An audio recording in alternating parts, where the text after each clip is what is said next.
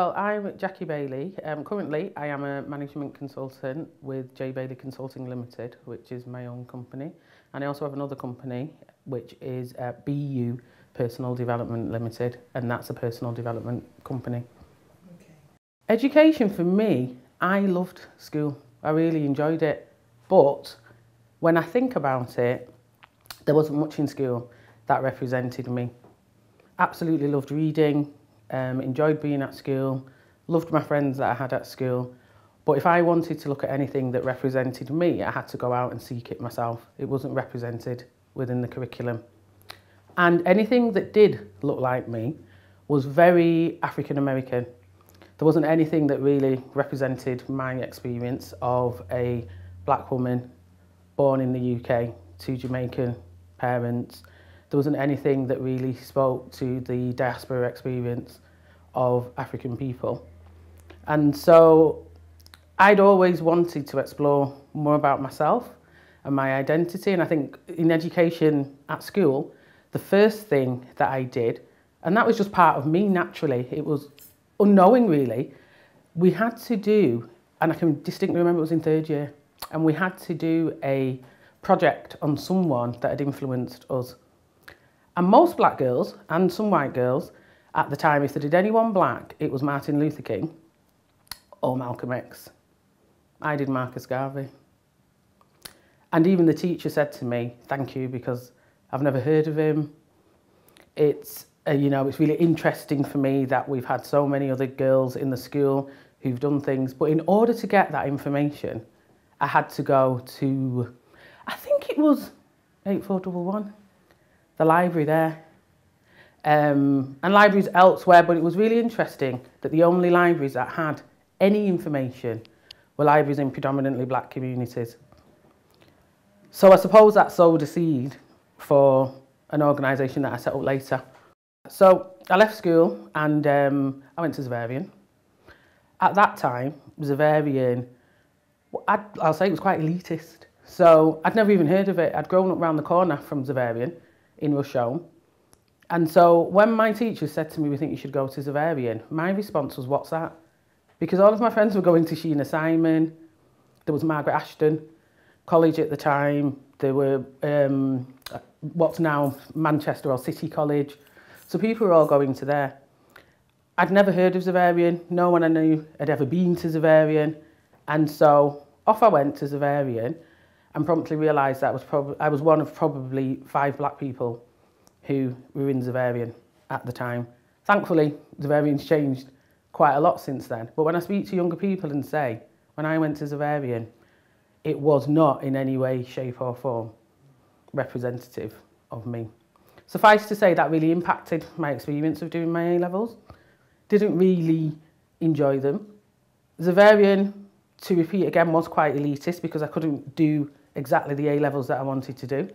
They were insistent. They didn't really think sociology was one that you should do if, quote unquote, you were capable of doing history, economics or politics. So I was forced to do history, which I wasn't happy about and was reflected in the result that I got. Thankfully, there was a teacher at Xaverian who realised when I said, I'm actually not going to do a degree. I can't be bothered. Miss Wilkinson, I'll never forget her. She wasn't having it. She was just like, no chance. So being me at the time and wanting to express myself, she asked me, she said, what are you interested in? And I said, the only thing I'm interested in is going to live in Canada. So she said, no, academic-wise. And I said, that's the only thing I'm interested in now. So long story short, she sent me to see a careers officer who, again, thankfully, because there were lots of experiences of people at the time of careers officers, in particular, directing black people away from a path of achievement rather than encouraging them in terms of the skills and abilities that they had. My careers officer, I did a test and I gave her the same answer at the end. All I want to do is go to Canada. And she said, you do realise you can do a degree in American Studies? And I'm sure some of them you can go to Canada. So that's what I did. I applied for degrees in American Studies and ended up going off to Liverpool to do my degree.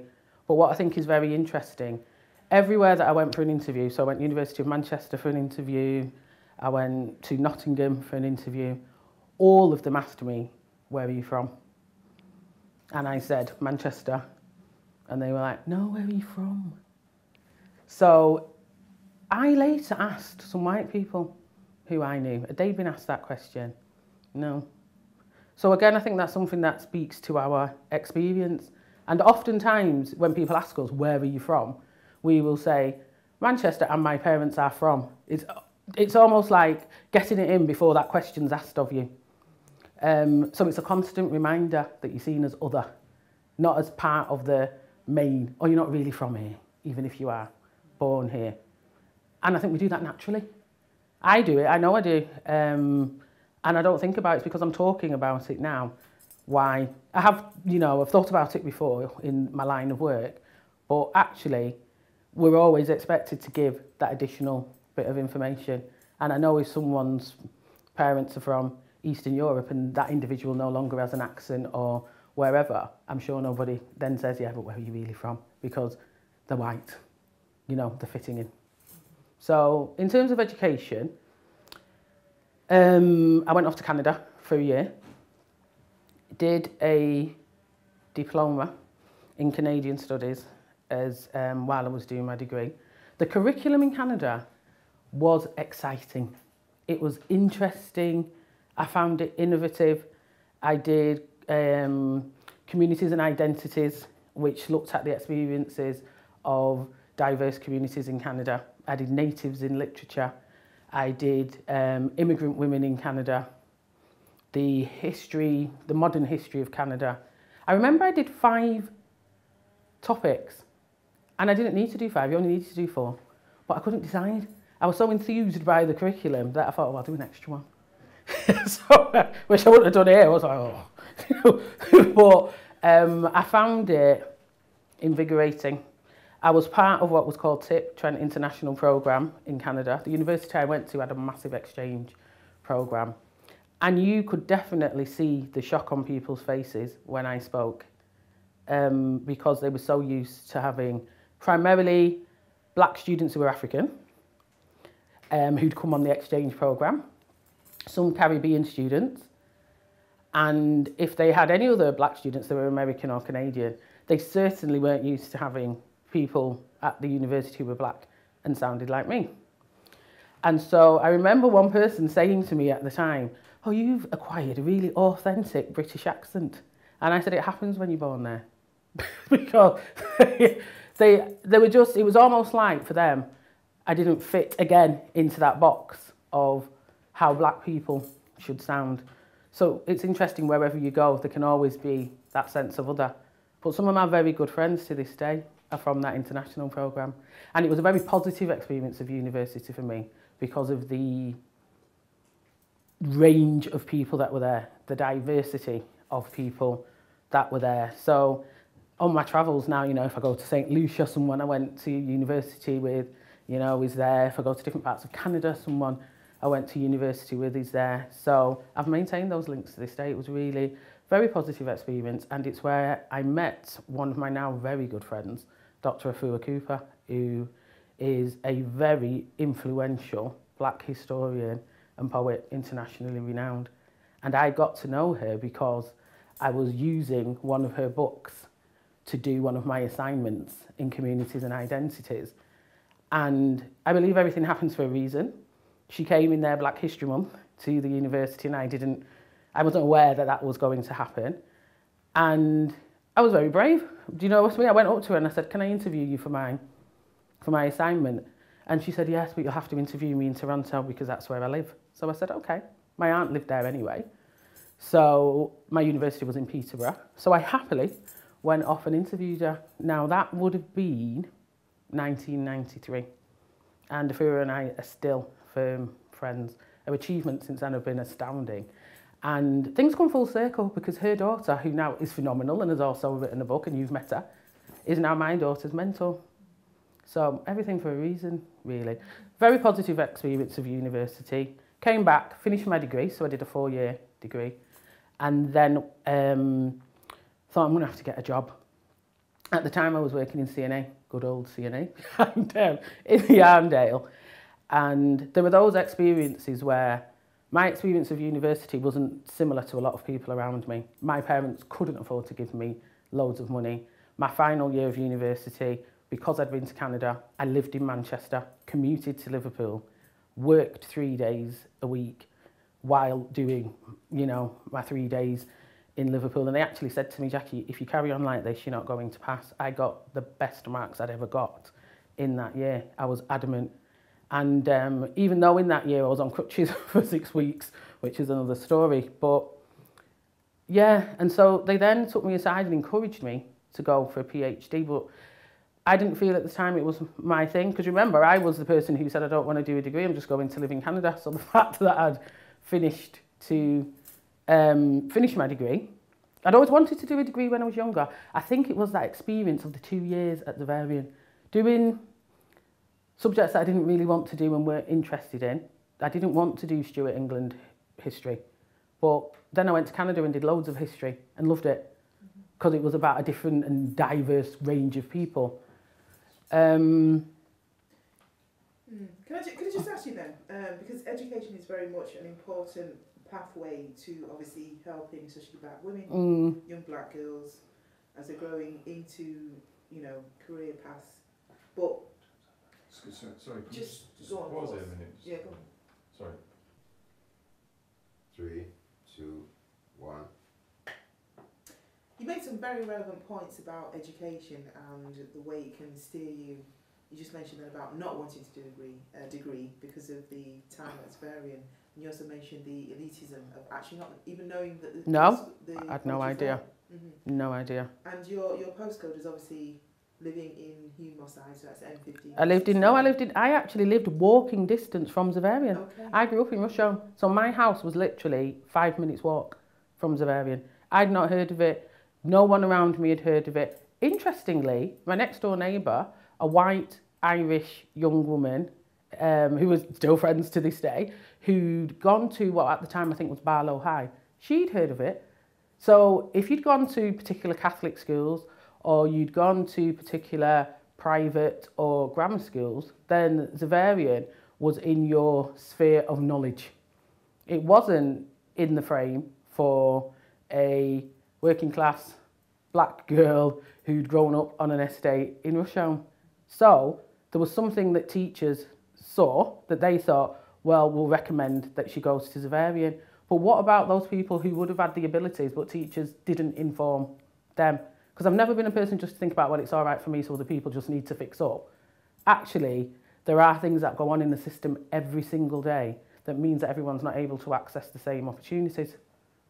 A couple of years ago, my sister graduated, and when I went to the graduation, it was noticeable that on her course, which was in the faculty where they do health and care studies, and I don't know the right name for what the faculty was, there was a large number of black students on that graduation. In that same year, I was on the platform with the Louise Da-Cocodia Education Trust, and the education faculty did not have the same representation of numbers. So are we still, I'm not even saying are we still, I'm not even asking the question, we are still funneled and channeled into certain areas that are seen to be the ones that we are good at. And in those areas, when you look at where black people and black women are placed, so you're given access, but you may be only given access to a point. So for me, you will see improved diversity, but I think you need to analyse that a bit more and look at the impact and the outcome of that improved diversity. I'll just say one more thing about education. I know I mentioned to you about the, I did a postgraduate in equal opportunity studies, so it was an MSc. For me, there would have been no access to that. Again, had not I think I was saying that they were encouraging me down a path of a PhD, which I felt wasn't for me. I didn't want to do that at the time, but then I found out you could do race and ethnicity studies. So I got accepted for that at Birkbeck, and you could do equal opportunity studies as it was termed at the time. But Birmingham did it as a joint MSc with something else. Southampton University at the time was the only place that did it as a single subject and as an MSc. And I thought, that's where I want to go. So I applied, and I thought, I've not got in because I didn't hear from them. And everywhere I went and was interviewed, I made sure that I said to them, I can only come if I get a scholarship. Because there's no way, you're talking 1995, it was about £2,500. 1995, 22 years ago, is that right? Yeah. So thankfully, I got a scholarship and a bursary. Otherwise, I would have never. I went to school, did my A-levels, went to university, 3 universities in the end, but I'd been to 2 universities and then went straight away and did my masters. So by the time I was 24, I'd done all of that, which for me was highly unusual for me having grown up in Manchester 14. But what was important to that were key individuals in the educational system at the time. I had faith in myself, but they saw something in me as well and encouraged me at times when I thought, do you know what, I just want to go and live in Canada. Do you know what, I hate doing my A-levels. So again, it's about I'm grateful to those people who saw something in me at the time. And that's why now I try to be that person for other people. After university, one of my first jobs that I had, well, my very first, what I would say, quote-unquote, professional job, was with NACRO, National Association for Care and Resettlement of Offenders. And I'd focused on women and race in terms of my postgraduate masters. And so the NACRO, when I went to work for them, it was in a women's only project. But the history of my work with NACRO was quite interesting, because a year before I went to work with them as a project worker, when I'd just finished my degree and I was thinking, I need some money, I'm going to do any job that I can find, I left CNA, went to work in a cash and carry because I just got more hours. It was less per hour, but more. I was applying for my masters at the time, so I thought I just need to get a job. And a job came up. I went to the job centre, which was very rare. I think I used to look in newspapers or whatever you did then before the internet for jobs. And it's very long ago now, stretching my mind. So I went to the job centre and saw this job, but it was as a cleaner. It was as a cleaner in a women's project, but the pay was phenomenal at the time. I thought, you're getting this for being a cleaner? No way. Anyway, I applied for the job because it was in a women's project, and it also fitted my aim of I need more money.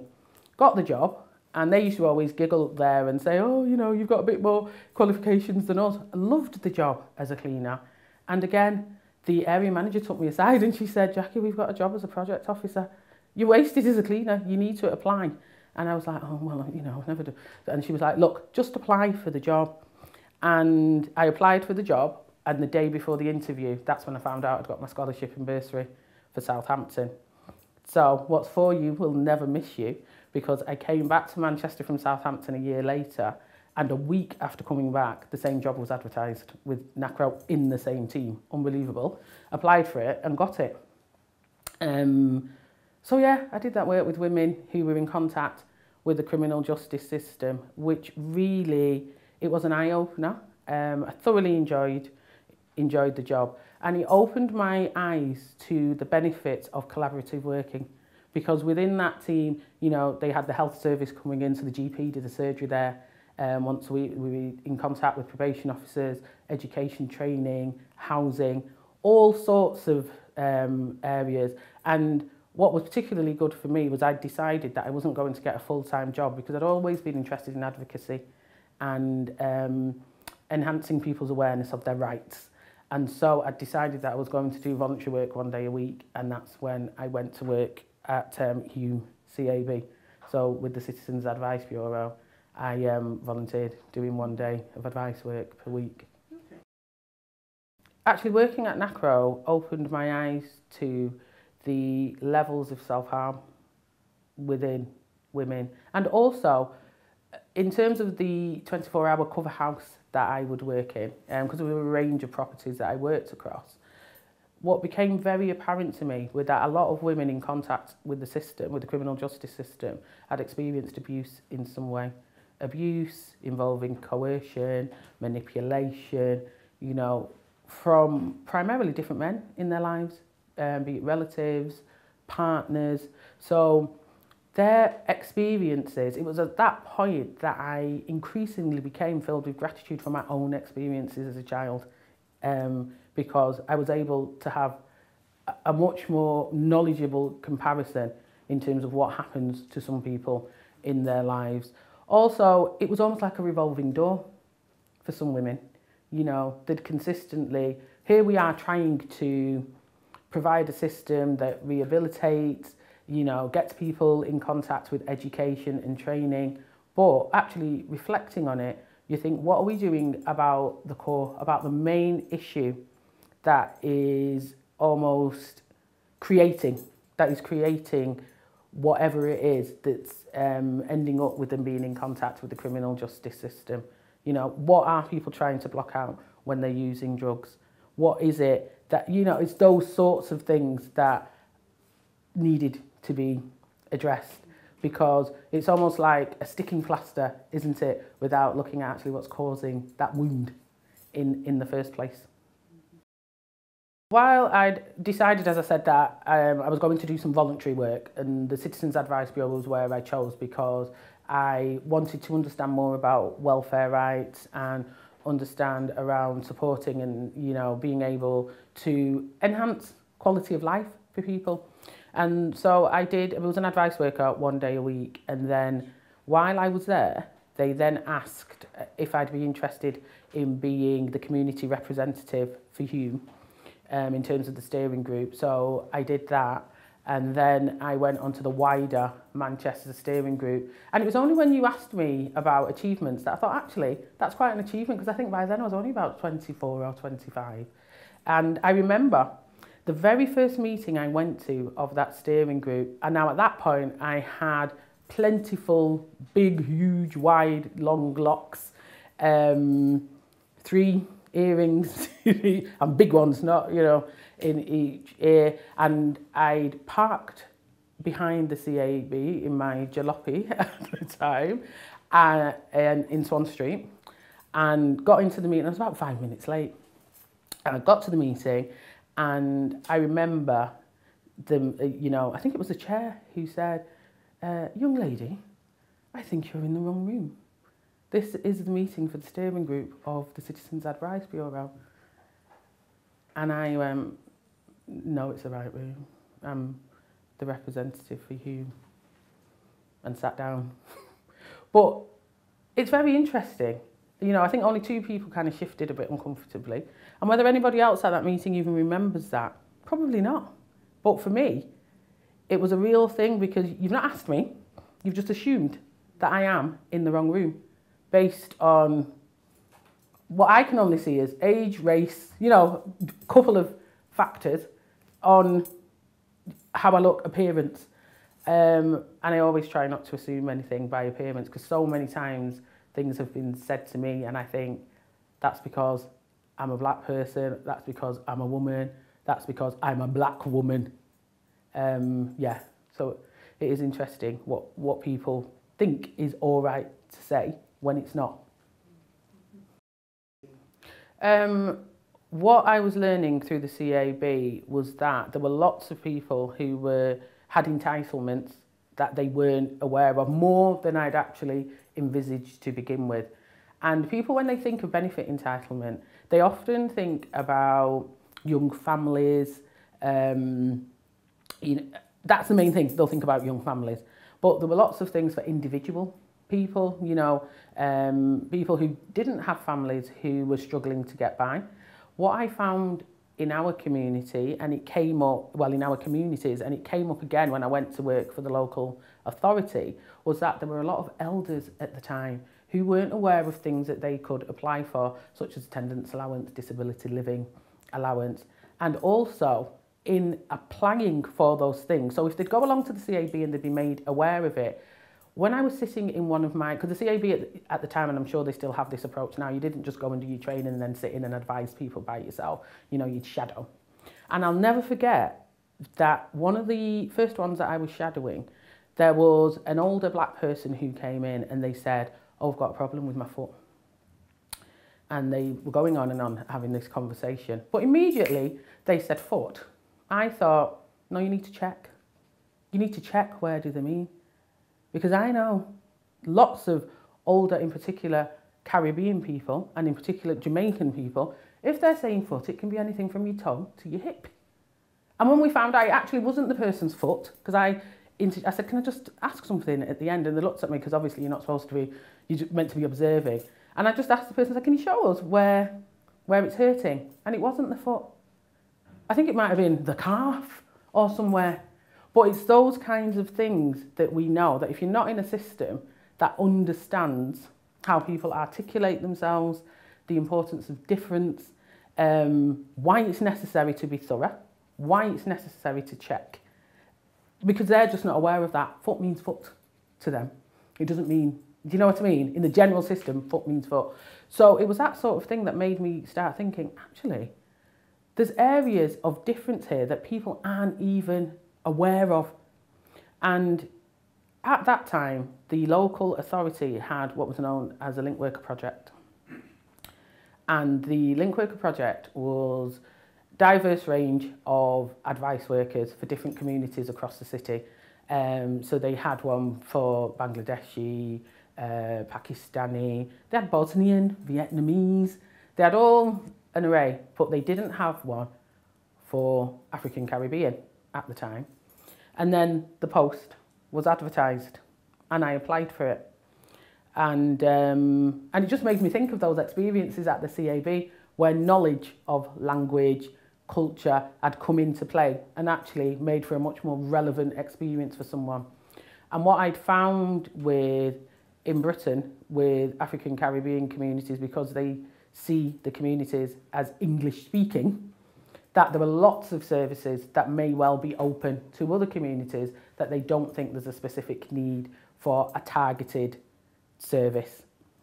And interestingly, the African Caribbean Link Worker project was the only one that wasn't fully funded by the council at the time, and was not, for the size of the community in comparison to other communities, was not a full-time post either. It was 28 hours a week for a year, so it was short-term. It was short-term funding. So I did that while I was also working at NACRO, reduced my hours at NACRO in order to be able to do that post. After being a link worker for the African Caribbean community, and it's in that role that I first came into contact with Mrs. Da-Cocodia through the Women's Action Forum.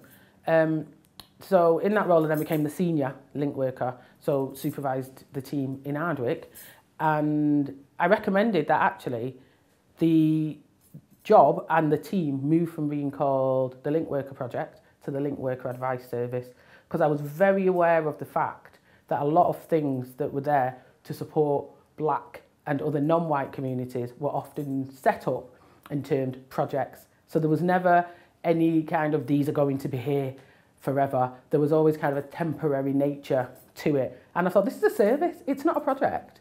There's nothing wrong with things being a project, but language is very important. So that then became called the Link Worker Advice Service. In that role, I then went on, after that role I should say, I then went on to become the Women's Officer, so the Principal Policy Officer for Gender in Manchester City Council. So I did that for 5 years maybe, and that was an extremely interesting role. It enabled me to work on a broader basis in terms of equality, and that had always been one of the things that I wanted to do, be able to have some strategic input, so still maintain that grassroots connection and have that link with communities, but be able to influence policy and strategy on a broader basis, utilising that knowledge and also experience. Again, it's interesting what people see, because in that role I was asked probably twice, are you the Black Women's Officer? No, I'm the City Council's Gender Equality Lead for gender, not just for black women. But within that, I always made sure there was a space for black women and black women's issues. So, when I started within that role, there definitely wasn't representation of the different types of women that are in Manchester that would come to consultation events. So started to do things like go and visit children's centres, speak to parents who were there, go to places where there were lots of different diverse women, not just the usual places where people would, you know, would be going and engaging. And slowly but surely it became more representative. I was the women's officer at the time of the Commonwealth Games, so used that in itself as a platform to be able to get more women involved. So that year we had soca aerobics involved, you know, we had different Asian women's groups involved, and Manchester had always had what was a central International Women's Day on the Sunday nearest to March the 8th. And it wasn't attracting necessarily, you know, the full range, whether it be socio-economic range or ethnicity, age range of across the city. And so through consultation, at the time when I was the lead, what we then had, we had some options, and one of them was to have a programme where you had a smaller central event and used the rest of the money to fund groups in the community up to a certain amount, because what the City Council can do with £500, a smaller group can do huge amounts with those sums of money. And so said, so done. And that's the model that the City Council uses to this day. So, yeah, when I think about it, unless people ask you, that's something that I'm proud of, that's able, you know, more and more women are able to get involved, put things on, but also still to this day be able to get more awareness of what's happening on International Women's Day, and be able to access and understand more diverse groups of people. That of course includes us as black women. So one of the things that I did was, because, you know, when you're doing policies, you can't just go on a gut feeling. You have to have an evidence base. So one of the International Women's Day, instead of just sticking to the general equality monitoring, because it's not equality monitored anyway, so we did the general equality monitoring that people used to around race and age and so on. But in addition to that, we did a postcode check. And it was very clear that people were coming from, and I think at the time it was M20, M21 and M15. So, you know, Withington, Chorlton, Didsbury and bits of Hume. And so, again, that gave further justification to say, actually, this is only reaching a certain set of people. So if we have grants and we advertise the grants well, we don't make the process too complex. We have people on the selection panel that understand what the current issues are for women, that understand things around newly emerging communities, so it's not always just the usual suspects that are getting the funding. And also what that then does is, if you're a newly arrived community, or you're a community that's been here for a while but you're not used to application or grant funding processes, it enables you to put your toe in the water in a comfortable and supported way that will then give you that stepping stone to be able to, if you choose to do so, apply for bigger things. Part of your job is to make sure, for me, I felt it was core to the job, to make sure that women, their input, their experiences were recognised 365, not just on March the 8th. So one of the things, there was a close relationship with the Pankhurst Centre at the time. So one of the things that I looked at with the Pankhurst Centre was, it was a centenary of the WSPU, which is the Women's Social and Political Union, and with the, you know, with the suffragette movement and so on. And I thought, it'd be interesting to look at what can we do in recognition of that.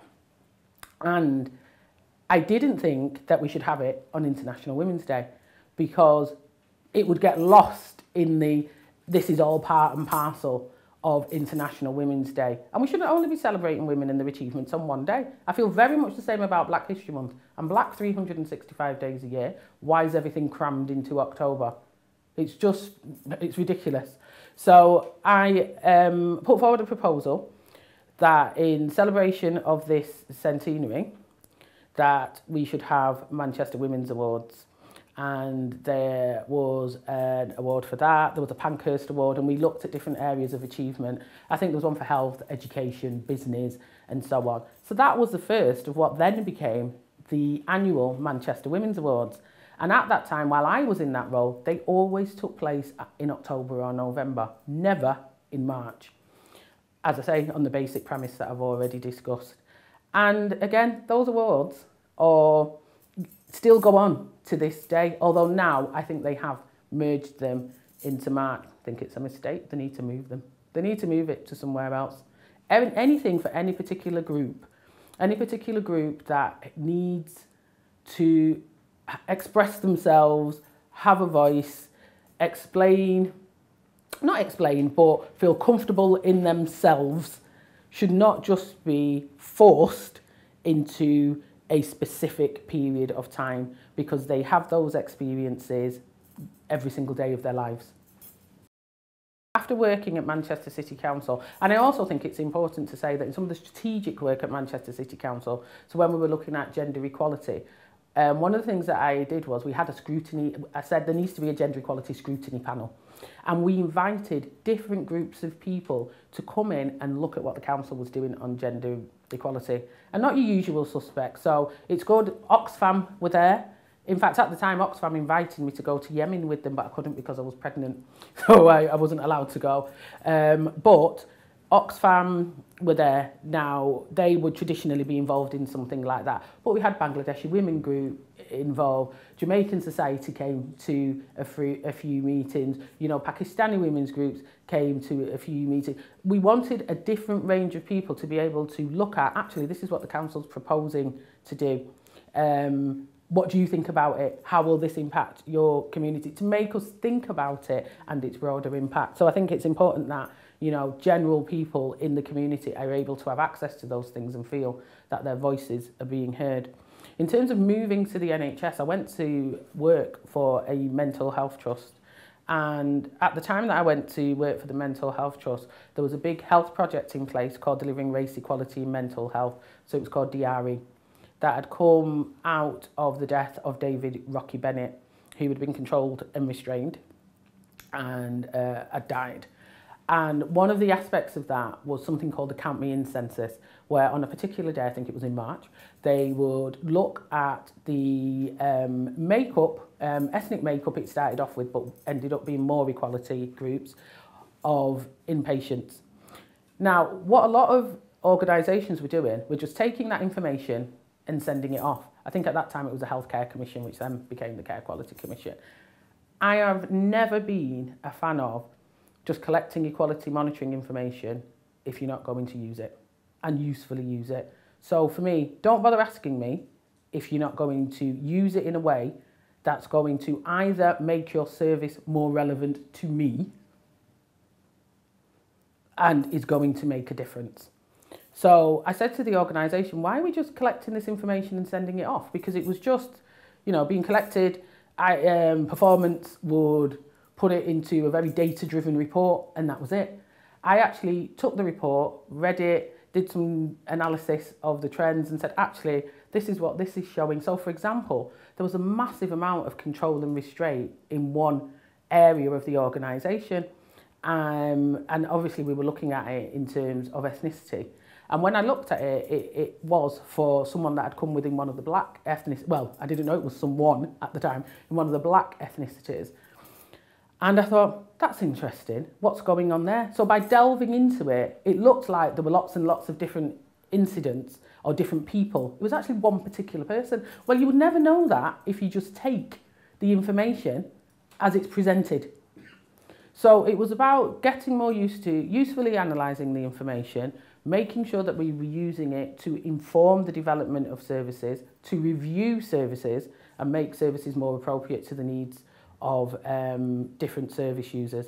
So what then happened was the Care Quality Commission, on the back of that and some other work that we'd done, because we did a project that looked at dementia and Asian women. And then we were involved in something called Enhancing Pathways into Care, which was particularly looking at the experiences of black and other non-white people, so other what is termed minority ethnic groups, in the mental health system and at what points they were accessing services. And it was known, and it still is known, that, you know, people are accessing services at the point of crisis. What's happening earlier on in the pathway that means people aren't being able to access community services, and what does community services need to do to make sure that you know, health services are relevant to the very different needs of people within the population. That's why it's so important to have things like the African Caribbean Mental Health Service, you know, to make sure that everyone's needs are being met and addressed. So it was very important to me at that time that difference and responding to need was taken into account. My links with Louise Da-Cocodia, Mrs D, I have a very big place in my heart for Mrs D. I first met her through the Women's Action Forum, and that's when I was in my role at Manchester City Council as the link worker for the African Caribbean community. And a lot of the Montserratian women who'd come as part of the volcanic crisis were going into the Women's Action Forum. And as I was the advice worker for the community, there were those links to giving people access to services, but there were also things around housing. So mosque care were involved as well. So what came out of that was what was known as CCAME, which was the Coordinating Committee Assisting Montserrat Evacuees.